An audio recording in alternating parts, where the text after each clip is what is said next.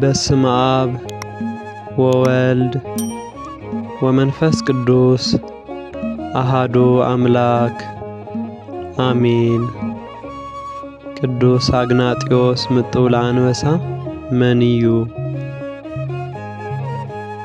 ቅዱስ አግናጢዮስ ምጥው ለአንበሳ ጎይታ ኣብ ወንጌል ተጻሒፉ ከም ዘሎ ኣቦታትና ሐዋርያት ብኽብሪ ካባና እቲ ዝዓበየ መን እዩ ኣብ ዝበሉሉ ጊዜ ጎይታ ካብ ማእኸሎም ሓደ ህፃን ኣቂሙ ከምዚ ህፃን እዚ እንተዘይኮንኩም መንግስተ ሰማያት ክትኣትዉ ኣይትኽእሉን ኢኹም።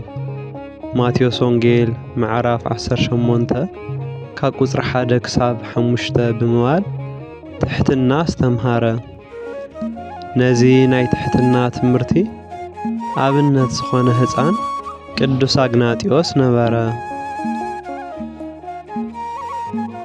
ቅዱስ አግናጢዮስ ምስ ዓበየ ናይ ዮሐንስ ወንጌላዊ ደቀ መዝሙር ብምዃን ናይ ነገረ መለኮት ትምህርቲ ብዝግባእ ተምሃረ። በዚ ኸኣ ናይ ቅዱስ ዮሐንስ ኣሰር ዝኽተል ኮነ። በዚኣ እያ ኸኣ ቤተ ክርስቲያን ድሕሪ ኢዮዲስ ሳልሳይ ጌራ ኣብ መንበረ ጴጥሮስ ሊቀ ሐዋርያት ሊቀ ጳጳስ ተሾመቶ። ንሱ ተሾይሙ ክሳብ ብሰማዕትነት ዝዓርፍ ከም ኣቦታት ሐዋርያት ስለ ናይ ፈጣሪ ሓድነትን ሰለስትነትን ብቓል ይኹን ብጽሑፍ ኣበርቲዑ ዘምሃረ ኣቦ እዩ። ኩሉ ፍጥረት ዝፈጠረ ናይ ፍጥረታት ሽመትን ማዕርግን ክህብ ዝኽእል እግዚአብሔር ብመልክዕ ብገጽ ፍጹም ዝኾነ ብሰለስተ ኣካላት ኣብ ናይ ጎይታ ዙፋን ተቐሚጡ ኩሉ ዝገዝእ እዩ ኢሉ። በዚ ኸኣ ናይ ምስጢረ ሥላሴ ትምህርቲ ኣብ ብሉይ ኪዳን ቤተ አብርሃም ዘፍጥረት ምዕራፍ 18 ካብ ቁጽሪ 1 ክሳብ 15 ካብ ሓድሽ ኪዳን ከዓ ናይ ፈለገ ዮርዳኖስ የመልክት ማቴዎስ ወንጌል ምዕራፍ 3 ካብ 16 ክሳብ 17። ቅዱስ አግናጢዮስ ናይ ቅዱስ መጽሓፍና ሐዋርያዊ ሊቅ ከም ምዃኑ ብመለኮታዊ ትምህርቱ ብሰለስተ ኣካላት ሓደ መለኮት ብሓደ መለኮት ሰለስተ ኣካላት ምንባሮም ብዘይ ምትሕዋስ ብትኽክል ኣቐሚጡ ይርከብ። ኣካላት ዝተባሃሉ ኣብ ወልድ መንፈስ ቅዱስ ምዃኖም ኣብ መጽሓፍ ቅዱስ ተመዝጊቡ ኣሎ። ሥላሴ ዝተባሃሉ እዚኣቶም እዮም። ስለ እግዚአብሔር ወልድውን ብፍሉይ አካሉ ሰብ ናይ ምዃኑ ነገር ክናገር ከሎ ምስ ናይ ባህሪ ኣቦኡ ኣብ ምስ ናይ ባህሪ ሕይወቱ መንፈስ ቅዱስ ብመለኮትን ብባህሪን ሓደ እንተኾነ ካብ ቅድስት ድንግል ማርያም ክውለድን ከሎ ብፍሉይ አካሉ ደኣ ተወልደ እምበር ሰለስቲኦም ካብ ቅድስት ድንግል ማርያም ተወሊዶም ኢልና ኣይንናገርን ኢና ወይ ኣይንብልን ኢና። ኣብን መንፈስ ቅዱስን ምውላድ ኣይምልከቶምን እዩ ማለት ንእግዚአብሔር ወልድ ጥራሕ እዩ ምውላድ ዝምልከት ኢሉ ኣስተምሃረ።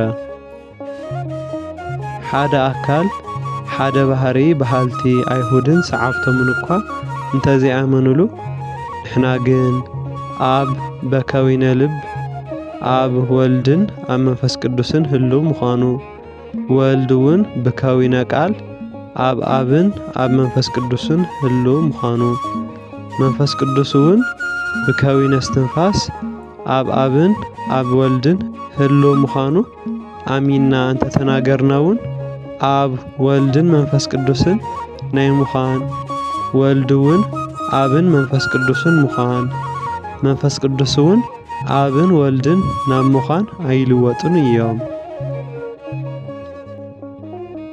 ናይ ባህሪ ሓድነት ኣብ ሰለስትነት ከይተኸፈለ ናይ ኣካላት ሰለስትነት ብናይ ባህሪ ሓድነት ከይተጠቕለለ ንኣምን ይብል። ቅዱስ አግናጢዮስ ዝነበረሉ ዘመን ኩሉ ክርስቲያን እናተሳሕበ ምስ አንበሳታት ዝቃለሰሉ ከም ሓደ ጉሓፍ ናብ እሳት ዝደርበየሉ ከም ዝዓበደ ኸልቢ ኣብ ዝተረኽቦ እናተኸትከተ ዝኸደሉ ዝነበረ ጊዜ ብጣዕሚ ኣሕዛኒ ከም ዝኾነ ኣብ ታሪክ ቤተ ክርስቲያን ተመዝጊቡ ኣሎ። ንቅዱስ አግናጢዮስ እውን እዚ ፈተና እዚ በፂሕዎ እዩ። ቅዱስ አግናጢዮስ ዝተነበዮ ትንቢትን ፍጻመን እዚ ቅዱስ ኣቦ እዚ ኣቐዲሙ ከም ዝተገለጸ ካብቶም 72 ኣርድእት ሓደ ኮይኑ ኣብ ናይ አንጾኪያ ክርስቶስ ወረደ ተወልደ ተጠምቀ አስተምሃረ ሓመመ ሞተ ተንስአ ዓረገ ኢሉ ከስተምር እንከሎ ኣቦ ንጉስ ዲዮቅልጥያኖስ ኑማርስ ዝተባሃለ ሰብኣይ ናይ ቅዱስ አግናጢዮስ ትምህርቲ ምእንቲ ኸይሰምዕ ኢሉ ብንዕቐት ገዝኡ ዓጺኡ ደቀሰ። ቅዱስ አግናጢዮስ ብጸጋ ዝበሎን ዝሓሰቦን ፈለጠ። እዚ ኣፍ ደገ ዓጺኡ ዝደቀሰ ሰብኣይ ሰበይቱ ሎሚ ለይቲ ክትጸንስ እያ። እቲ እትወልዶ ውላድ ከዓ ከም ይሁዳ ፈጣሪኡ ክኽሕድ ንምእመናን ብሓዊ ዘንድድ ብሰይፊ ዝሓርድ ንዝተረፈ ካብ ሃገር ናብ ሃገር ዘሳድድ ክኸውን እዩ ኢሉ ተነበየ። ስለ እቲ ትንቢት ምእንቲ ክፍጸም ኣብታ ለይቲ እቲኣ ተጸንሰ። ኣብ 9 ወርሕን 5 መዓልትን ኣዲኡ ንዕኡ ክትወልድ ብጻዕሪ ሞተት። እቶም ህዝቢ ገሊኦም ንቕበራ ክብሉ እንከለዉ ገሊኦም ከዓ እቲ ህፃን ከበሉ። በዚ ምኽንያት ከዓ ከይቀበርዋ ሓደረት። ንግሆ መጺኦም ተረኣዩ ከብደዲኡ ቐዲዱ ብከብዳ ወፂኡ ናይ መዋቲ ተዲኡ ጡብ ሒዙ ጸባ ጡብ ክጠቡ ጸንሖም። ቤተሰቡ ወልደ ሙት በልዎ። ትርጉሙ ካብ መዋቲ ተኣደ ዝተረኽበ ማለት እዩ። ምዕባዩ ኣይተረፈን። ኣብ ዓዱ ምስ ኣቡኡ ኑማርዮስ ዓበየ። ደቂ እቲ ኸባቢ ነቲ ናይ ቅዱስ አግናጢዮስ ትንቢት ዝሰምዑን ዝፈለጡን ሕማቕ ትንቢት ተነጊሩሉ ነይሩ እዩ እሞ ንዑ ንቕተሎ ክብሉ እንከለዉ ኣቡኡ ኑማርዮስ ሰምዐ። ምእንቲ ኸይቐትሉሉ ኢሉ ኸዓ ናብ ታሕታይ ግብፂ ሰደዶ። ኣብ ግብፂ ሓደ ሃብታም ሰብኣይ ውላድ ዘይነበሮ መኻን ሰብኣይ ተቐቢሉ ብመጀመርታ ሓላዊ እኽሊ ገበሮ። ደሓር ምስ ዓበየ ምስ ከደ ኸዓ ተጺኖ ፈረስ ውርወራ ኲናት ነገረ መሰንቆ ኣስተምሃሮ። እዚ ዲዮቅልጥያኖስ ተባሂሉ ዘሎ ስመ መንግስቱ ክኸውን እንከሎ እቲ ናይ መጀመርታ ስሙ ኸዓ ኣግሪጳ ይበሃል ነበረ። ኣብ ሃገረ ቁዝ ኑማርያኖስ ዝተባሃለ ንጉስ ብዘይካ ክልተ ኣዋልድ ወዲ ከይወለደ ሞተ። እቲ መንግስቲ ብፍንጥርብያ ማለት በታ ዝዓበየት ጓሉ እናተመርሐ ይነብር ኣብ ዝነበረሉ እዋን ኣግሪጳ ወቓዒ መሰንቆ ብምዃኑ ስልቲ ፈልዩ ነቶም ኣብ ከባቢኡ ዝነበሩ ኣፍራስ መሰንቆ ወቕዐሎም። ከምኡውን ናይ ቶቤል ሰይጣን ሓዲርዎ ስለ ዝነበረ እዚ ሰይጣን እዚ ናብቲ መፍራስ ኣተወ። ነቶም መፍራስ ከዓ ውቃዕ ኣግሪጳ ወይ ከዓ ወልደ ሙት ሰሚዖም ብተመስጦ ከም ዝስዕስዑ ገበረ። ኣብዚ ግዜ እዚ እታ ንእሽተይ ጓል ኑማርያስ ህንጥልብያ ዝተባሃለት ኣግሪጳ መሰንቆ ክወቅዕ ኣፍራስ ከዓ ክስዕስዑ እንከለዉ ነቲ ዓባይ ሓፍታ ፍንጥርብያ ረኣይ በለታ። ፍንጥርብያ ብመስኮት ኮይና እንተማዕደወት እቲ ኣብቶም ኣፍራስ ሓዲሩ ዝነበረ ሰይጣን ናብኣ ኣተወ እሞ ከምዚ ክትብል ገበራ፣ ኣነ ነዚ ሰብ እዚ ተመርዐ ኣብ መንግስተይ ከንግስ እየ ንገርዎ በለት ንሱ ሕራይ በለ ተመሪዓ ኸዓ ኣብ መበል 3 መዓልቲ ናይ ኣቦኣ ዘውዲ ደፊኣ ኣንገሰቶ ስሙ ኣግሪጳ ዝበሃል ዝነበረ ዲዮቅልጥያኖስ ብዝብል ለወጠቶ ዝሞትና ንሕና ዝነገስና ንሕና ኸዓ በለት ሓፍቲ ቅዱስ ቴዎድሮስ እስፈንድያ ነዚ ነገር ዝሰሚዓ እንሆ ወዲ ንማርዮስ ኣብ ግብፂ ሓላዊ ኸፍቲ እንስሳ ጓሳ ኣባቕል ዝበልካዮ ንፍንጥርብያ እታ ዓባይ ጓል ንማርያኖስ ተመሪዓ አንገሰቶ ኢላ ንቴዎድሮስ ሓዋ ለኣኸትሉ ንሱ ንገላውዲዮስ ሰራዊት ከሒስካ ኺድ ሃገረ ቁልዝም ጽንሐኒ በሎ ንገላውዲዮስ ገስጊሱ ኸይዱ ኣብቲ ዲዮቅልጥያኖስ ዘለዎ ቦታ በጽሐ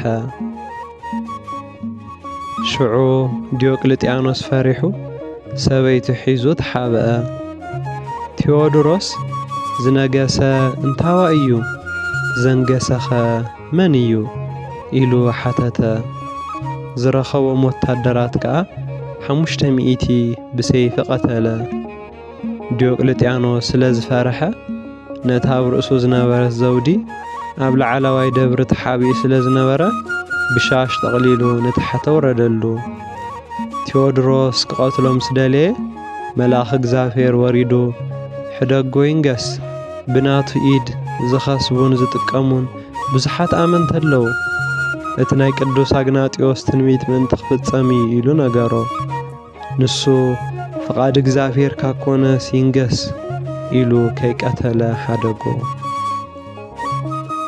ናይ አንጾኪያ መራሒ መምለኽ ጣዖትን መዝገበ ሓጢአትን ዝኾነ ጠራቢዮስ ንቅዱስ አግናጢዮስ ንፈጣሪኡ ክሂዱ ጣዖት ከምልኽ ብዝሓተቶ እምቢ ብምባሉ ናብ ሮማ ተላኢኹ ብናይ ትራጃን ፍቓድ ጠምዮም ንዝቐነዩ ኣናብስቲ ተዋሂቡ ብሰማዕትነት ዓረፈ ምእንተኣ ኢሉ ዝሞተላ ቤተ ክርስቲያን ምጥው ለኣንበሳ ለባሴ እግዚአብሔር ቴዎፎሮስ እናበለት ብምዝካር ስሙ ትጽውዕ ካብቶም 72 ኣርድእቲ ሓደ እዩ ዕለተ ዕረፍቱ 24 ታሕሳስ እዩ ጸሎቱን በረኸቱን ምስ ኩላትና ህዝበ ክርስቲያን ይኹን ወስብሐት ለእግዚአብሔር ወለወላዲቱ ድንግል ወለመስቀሉ ክቡር አሜን